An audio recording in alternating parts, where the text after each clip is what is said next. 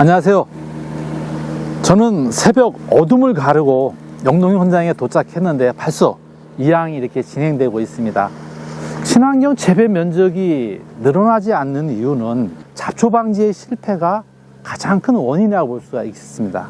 왕우렁이를 잘 활용한다고 하면 잡초 방지 효과를 굉장히 높일 수가 있습니다. 관행 재배에서 제초제를 처리했을 때 잡초 방지 효과가 93% 정도 되는 반면에 우렁이를 활용하면 98% 이상의 잡초 방지 효과를 높일 수가 있습니다. 친환경 재배가 성공하기 위해서는 여러 가지 요인이 복합적으로 작용이 돼야 되는데 그 작용에 대해서 한번 알아보는 시간을 가져보도록 하겠습니다. 서천의 방현규 회장님 되십니다. 회장님 안녕하세요. 예, 안녕하세요. 예, 먼 길 반갑습니다. 오시느라고 고생 많이 하셨습니다. 이른 새벽부터. 예. 상당히 묘를 이렇게 잘 키워주신 것 같은데 이게 육묘일수는 며칠 한 것입니까? 육무열수는 30일에서 35일 사이 했습니다. 그 이유는 우렁이를 넣기 위해서는 친환경 재배는 제초 효과를 보기 위해서는 모가 20cm에서 25cm 정도 키워야 되기 때문에 육묘일수를 늘릴 수밖에 없습니다. 역시 회장님이시네요. 우렁이를 투입했을 때 묘를 갖다 틈실하게 키우는 것이 가장 중요하거든요. 네. 묘가 크고 틈실해야 논에 넣었을 때 우렁이 피해를 방지할 수가 있고 물도 깊게 담수해서 우렁이의 활동성도 높여서 제초 효과를 높일 수가 있습니다. 예. 파종량은 어느 정도 하신 건가요? 파종량은 130에서 150g 정도 하고 있습니다. 많은 농가들이 한 200g 정도까지 파종량을 가져갑니다. 그 이유는 결주를 줄이기 위한 건데 결주를 줄이기 위해서 파종량을 많게 하다 보면 벼가 연약해지고 이양하고서 뿌리 내림이 상당히 나빠지는 문제점이 있는데 회장님은 2마리 토끼를 다 잡으신 거네요. 회장님께서는 친환경 재배 이양 시기를 어느 시기에 주로 하시나요? 6월 상순에 하는데요. 6월 1일에서 6월 7일까지 마치고 있습니다. 예, 많은 농가들이 일찍을 하겠다 생각을 가지고 있는데 특히 친환경 재배에서는 이양 시기를 늦추는 것이 좋습니다. 중부 지역에서 이양 시기의 최적 시기는 6월 3일에서 5일 시기입니다.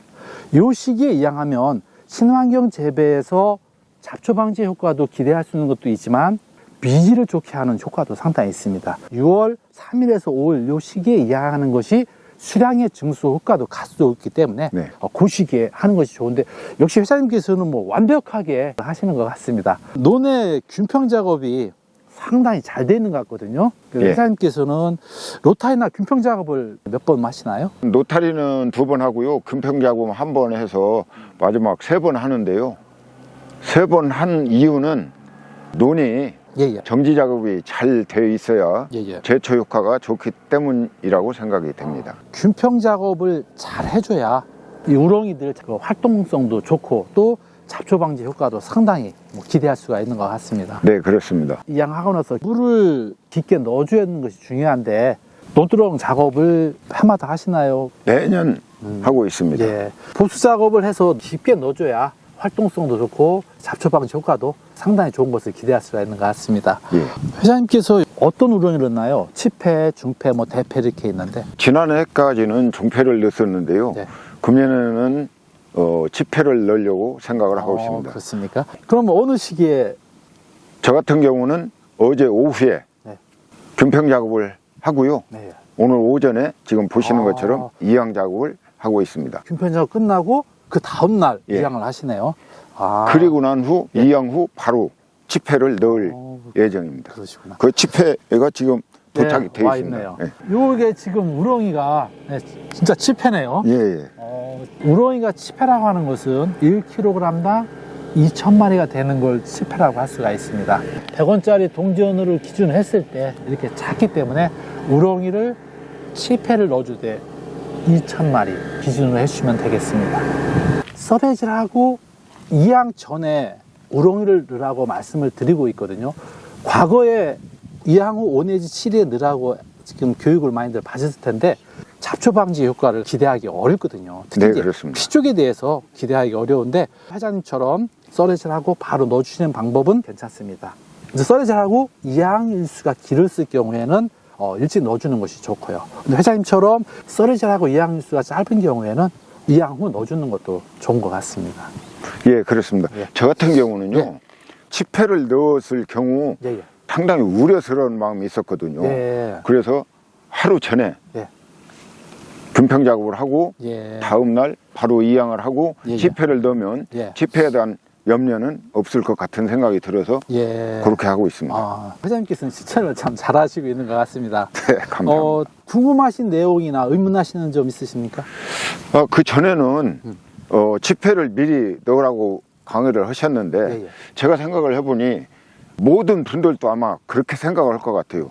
이양기가 지나가면 치패를 많이 망가뜨릴 것 같은 생각, 그리고 또 물을 뺄 경우 나갈 염려가 있기 때문에 많이 우려되고 있습니다. 네, 많은 농가들이 그것에 대한 우려와 궁금증을 상당히 많이 갖고 계세요. 이양기가 이렇게 이양을 하면서 식부침이라든가 부판에 의해서 우렁이가 깨지거나 죽거나 많이 한다고 생각하시는데 실제로 그렇게 죽는 것은 굉장히 적습니다. 거의 안 죽는다고 생각하시면 될 것 같고요. 또 이제 물을 뺄 때 우렁이들이 싹 쓸려 나간다고 생각하시는데 물의 유속이 급격히 빠르지 않은 경우에는 우렁이들이 자기들이 조정을 해서 나가지는 않거든요.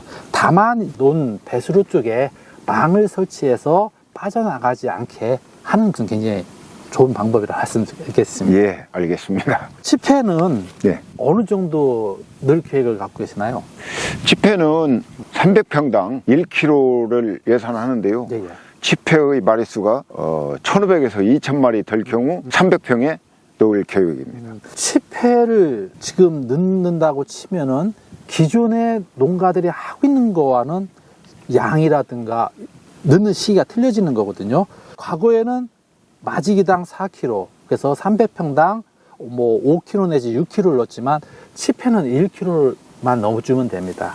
단 조건이 있는데요. 치패 크기가 1kg당 2,000마리가 돼줘야 되거든요. 1,000마리밖에 안 된다고 하면 그건 2kg를 넣어줘야 됩니다. 치패라는 것은 2,000마리를 기준으로 해서 1,100마리 같은 경우는 1.5kg. 그래서 저는 300평을 기준으로 해서 1 내지 1.5kg를 갖다가 넣어주는 것을 권장을 하고 있습니다. 치패를 넣게 되면 활동성이 더 뛰어납니다. 중패를 넣는 것보다. 중패를 넣으면 생존을 위해서 활동성이 굉장히 떨어져 버리거든요. 근데 치패를 넣게 되면 활동성이 뛰어나서 잡초 방지에 효과가 굉장히 뛰어나고 더 중요한 것은 벼에 가해를 하지 않습니다. 그런 것만 잘 지켜준다고 하면 친환경 재배에서 우렁이를 활용한 잡초 방지 효과는 굉장히 높일 수가 있습니다. 지금까지 내용을 한번 쭉 정리를 해볼 것 같으면 묘를 틈실하게 키우는 것이 가장 중요합니다.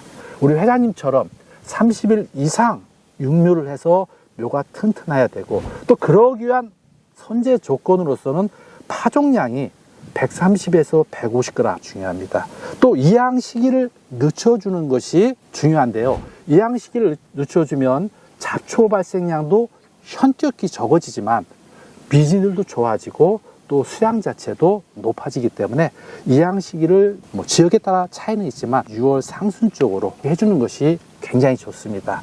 또 우렁이는 시패를 넣어주는 것이 중요합니다. 썰해질하고 이양 후 일수가 짧은 경우에는 이양하고 나서도 넣을 수가 있지만 5일 이내에 이루어져야 된다는 거죠. 그러니까 그런 것들이 잘 이루어지고 물을 깊게 넣어줘야지만 잡초 방지의 효과를 높일 수가 있는 겁니다. 우렁이가 활동성이 원활해지고 또 흙이 물 위로 올라오지 않게 담수가 되기 때문에 특히 피에 대한 이런 방지 효과도 탁월하게 가져올 수가 있는 것입니다. 그래서 이러한 것들을 지켜주시는 것이 굉장히 중요하다고 볼 수가 있겠습니다. 네, 그렇습니다. 제가 한 말씀 드리고 싶은 건요. 예. 지금 치패를 가져왔는데 예. 치패를 보니 예.